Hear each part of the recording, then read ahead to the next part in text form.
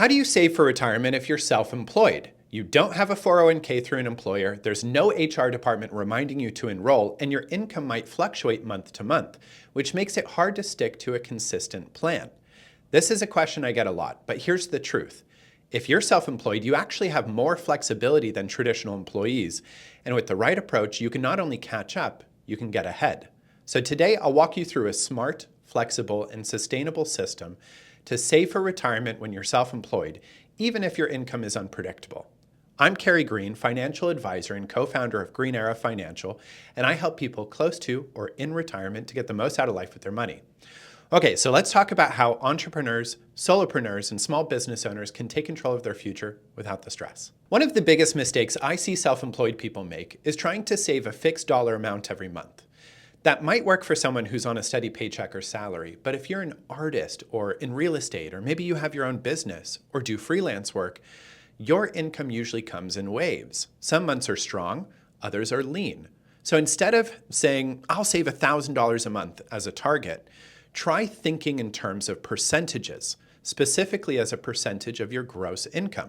So for example, a great target to build towards is 10 or 20% of your gross income. That way, when you make more money, you're able to save more money. But when you have, a little dip in your income, it doesn't blow up your budget. And this is one of those things that's flexible, but still helps maintain some discipline. Now, here's the other big mistake I see people make when they first start saving money. They jump right to their target savings rate without adjusting. I see this all the time. Someone decides to save 10% of their income or a fixed amount of $1,000 or whatever the case may be, and they immediately start at that level. They do it for maybe a couple of months and then they stop. Why? Because they didn't approach it on a gradient and allow some time to adjust their habits and spending patterns. If saving 10% of your income sounds impossible right now, that's okay. So let me introduce a method I call the F.A.S.T system, which stands for Forced Acceleration Savings Technique. It's designed to build your saving habit gradually while easing the pressure on your monthly cash flow. And the idea is really simple. In the first month, you save just 1% of your income. The next month, you bump it up to 2%, then 3% the next month, and so on. You keep increasing by just 1% each month until you hit your target, whether that's 10%, 15%, or 20%. This gradient approach allows your budget to adjust. It allows you to build the habit slowly, and it's far more sustainable. And most people are surprised how quickly they adapt and how good it feels to build real momentum without the financial shock. Now, once you're saving consistently, the next question is, where should that money go? Now, the good news is if you're self-employed, you have some really great options. So let's start with the SEP IRA. This plan is simple to set up, has low overhead, and lets you contribute up to 25% of your net earnings, all the way up to $70,000 in 2025. It's tax deductible, flexible, and a favorite among freelancers or sole proprietors with no employees. Next, you have the solo 401k. This one's more robust. It lets you contribute as both the employee and the employer, and that means higher contribution potential, also up to $70,000 for 2025 or $77,500 if you're over 50. Many solo 401k plans even offer Roth options and loan provisions. The trade-off? There's slightly more paperwork to set up and maintain. Then there's the simple IRA. So if you've got a small team, just a few employees, this might be your lane. It's easier to administer than a traditional 401k and still gives you a chance to put meaningful money away for yourself and your staff. And finally, don't forget the traditional IRA or the Roth IRA. Even though these aren't tied to your business, they're still powerful tools for retirement. For example, for the Roth IRA, you contribute after-tax dollars, but the growth and the withdrawals in retirement are tax-free. It's excellent for diversification. Just be mindful of income limits, although with the backdoor Roth strategy, those can often be worked around. Now, for the traditional IRA, you contribute pre-tax dollars, which you get to deduct from your taxable income this year, but then the withdrawals in retirement are fully taxed. And again, be mindful of contribution limits here. Each of these plans has pros and cons, and the right one depends on your income, business structure, and whether you have employees. And I could go in great detail into each of these, but honestly, each account type deserves its own video. So the key takeaway, Being self-employed doesn't limit your retirement options. It actually expands them. You have more options than you would as just a traditional employee at some company. Now, let's talk about one of the most important decisions you'll face: Roth versus traditional.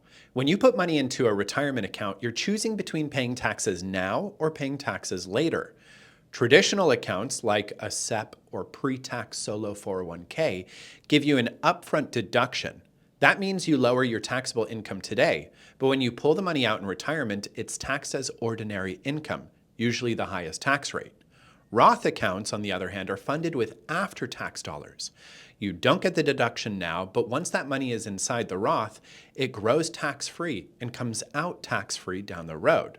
So what's better? Well, it depends. If you're having a high income year, a traditional account can help you save on taxes now.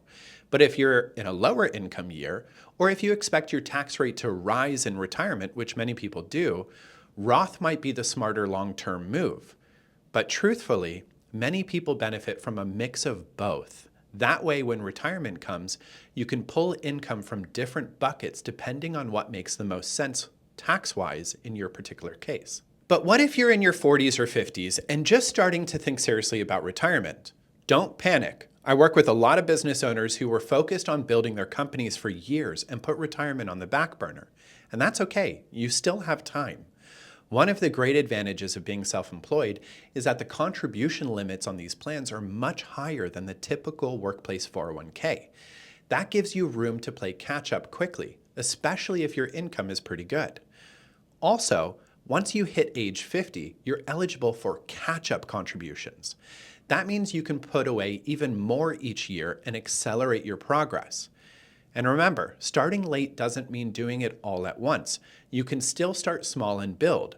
That's where the F.A.S.T system really shines, giving you a framework to ramp up your savings in a manageable, sustainable way. So being self-employed doesn't mean you're behind. It means you're in charge. You have the power to create your own plan, one that's tailored to your income patterns, your business goals, and your retirement dreams. So start by choosing a savings percentage that fits your life. Use the F.A.S.T system if you need to ease into it, and then pick the retirement accounts that give you the best combination of tax benefits, flexibility, and long-term growth. Most importantly, automate it. Remove the decision from your plate each month. Make it part of how your business runs. You don't need to get it perfect from day one. You just need to start. And when you do, you'll be amazed how far you can go. So if you want help choosing the right retirement plan for your business, or building a system that helps you save consistently and sustainably, feel free to visit us at greenerafinancial.com or reach out to me anytime directly. I'm always happy to help if I can. Thanks for watching, and I'll see you next time.